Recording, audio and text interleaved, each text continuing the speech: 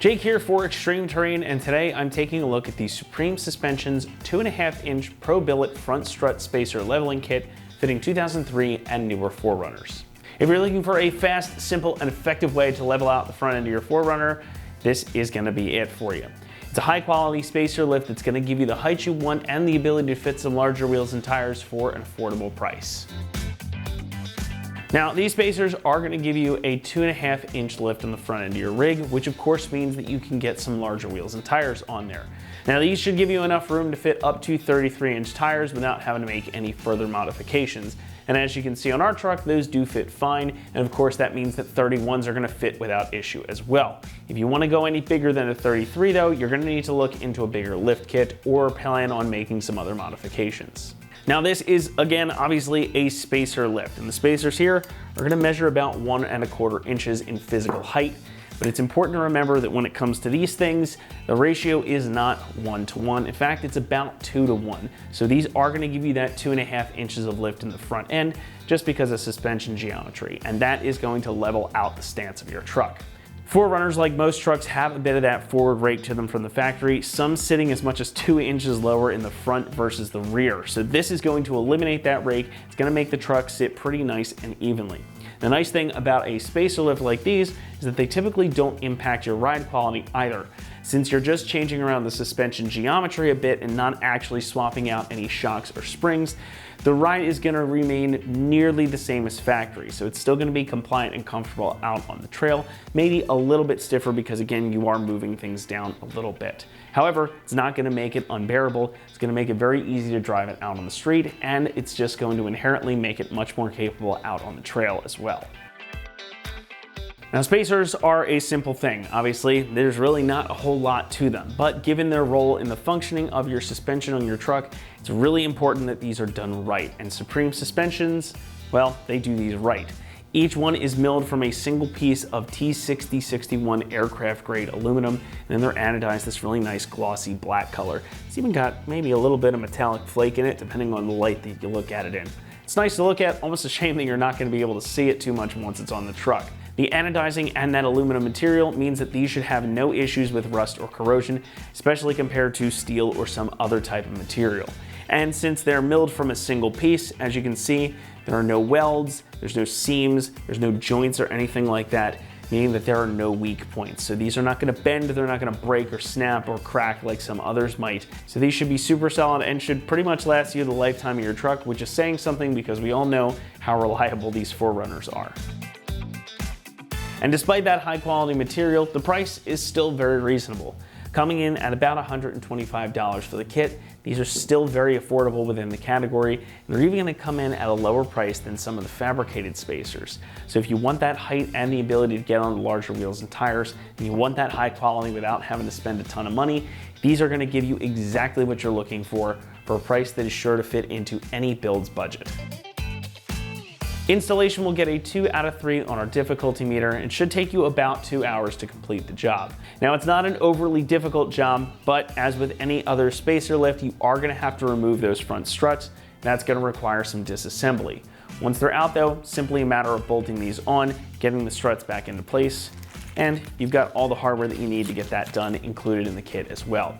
Now, this is the part where I throw you a PSA and tell you to make sure you take time to get an alignment done once you finish the job and the truck has settled down for a day or so. An alignment is going to make sure that your truck is tracking straight and true down the road so you get nice even tire wear and everything is moving the way that it should. But enough talk, let's head out to the shop now where we'll show you the process. Tools required for this install include an impact gun, an air gun, a ratchet, an extension, needle nose pliers, 10, 12, 14, and 18 millimeter sockets, a 19 millimeter swivel socket, a hammer, a 19 millimeter wrench, a 14 and 16 millimeter ratcheting wrench, a pry bar, and pole jacks or jack stands. What's up, guys? Today we're installing a leveling kit on our 4Runner, so let's get started. So the first thing we're going to do is disconnect our brake line brackets. The one on the upper control arm is a 10 millimeter bolt, whereas the one in the knuckle is a 12. So I've got my 10 millimeter socket to start on the upper control arm, so let's get that out.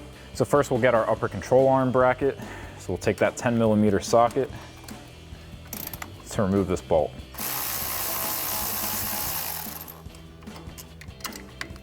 Then we can pop our bracket out of the way, throw our bolt back, and then we'll switch to our 12mm socket for the brake line bracket and our knuckle.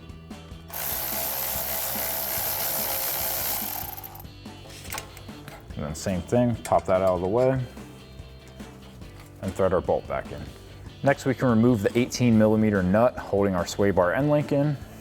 So we'll grab an 18mm socket to pop that off. Next, we can disconnect our tie rod end. So we'll grab a pair of needle nose pliers to bend back our cotter pin.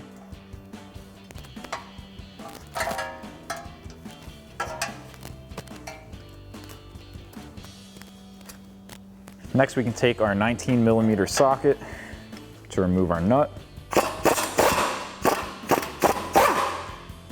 Next, we can grab a hammer to tap on the side of the knuckle here to break our ball joint free.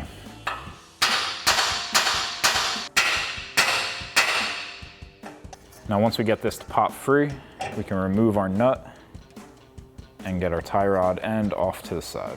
Next, we can loosen up our lower strut mount. So we'll grab a 19mm socket for our nut side and a 19mm wrench for our bolt side to loosen that up.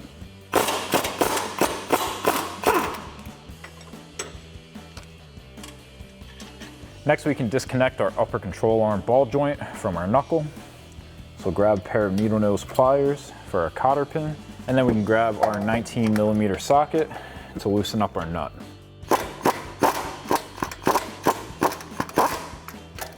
And now with our nut loosened up, we can do the same thing where we're smacking the side of the knuckle. Make sure you leave that nut on so your whole knuckle doesn't go flying once it pops free. And then we'll just pull down on our upper control arm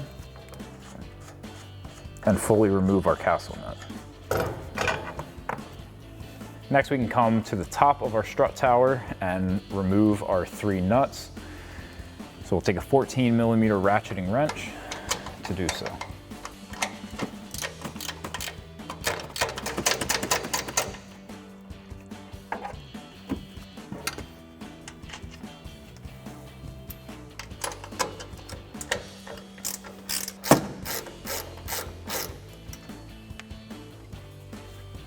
I'm going to end up leaving this nut on there hand tight until we're ready to remove our strut.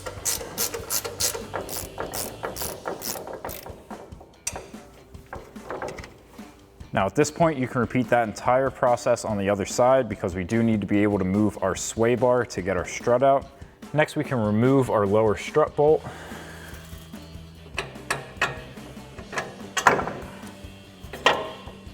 And then we can go back up top and remove that nut. And then we can pull our sway bar up and out of the way.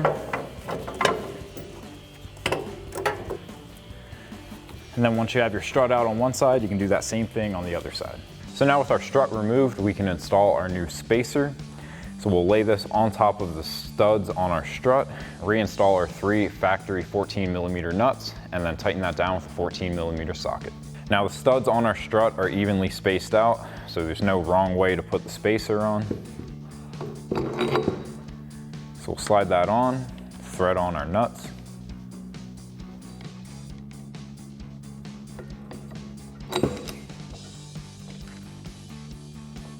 And then we'll take our 14mm socket to tighten these down.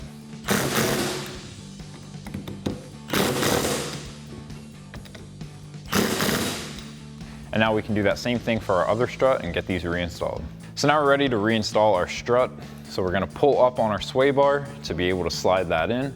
And then we have a bolt, lock washer, and flat washer for each of our 3 threaded holes that we'll put through the top of the strut tower and into our spacer.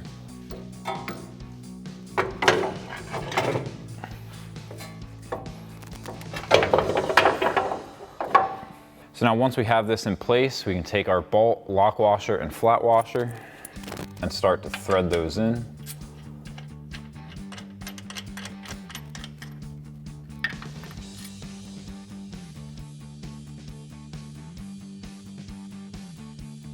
Next, we can reinstall our lower strut bolt. So I'm going to get a pry bar underneath of the strut here. Next, we can reinstall our washer and nut on the other side of our lower strut bolt.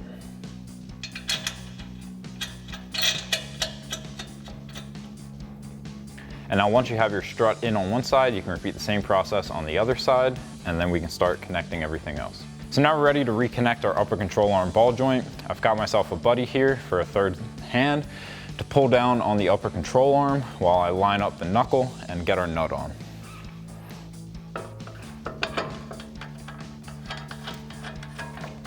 Now we can tighten up our castle nut and reinstall our cotter pin.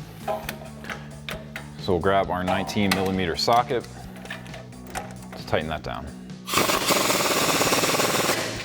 And then once you have all that lined up, you can insert your cotter pin. Now, if the hole in your stud doesn't line up with the slot in the castle nut, you always want to tighten this nut. You never want to loosen it to be able to get your cotter pin in. Next, we can reinstall our tie rod end into the knuckle.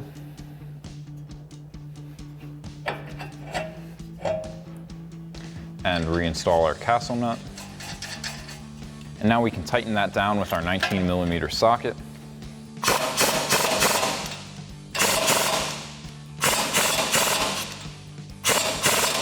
And once again, we're just going to tighten down that castle nut until our slot in our castle nut lines up with the hole in our stud.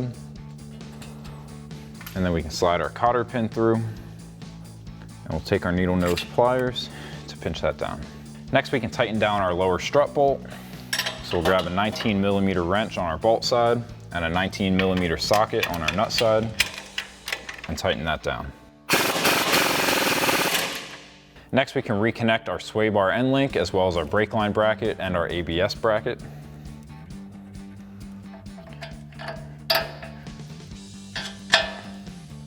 we'll slide that through and get our nut on the other side.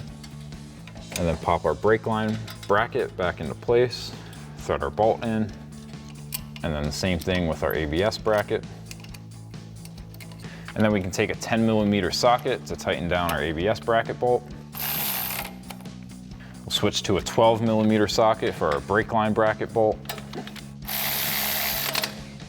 And then we can grab our 18mm socket for our sway bar end link. And now the last thing we need to do is go back up top to the top of our strut tower and tighten down our 3 16mm bolts. So to do that, I have a 16mm ratcheting wrench.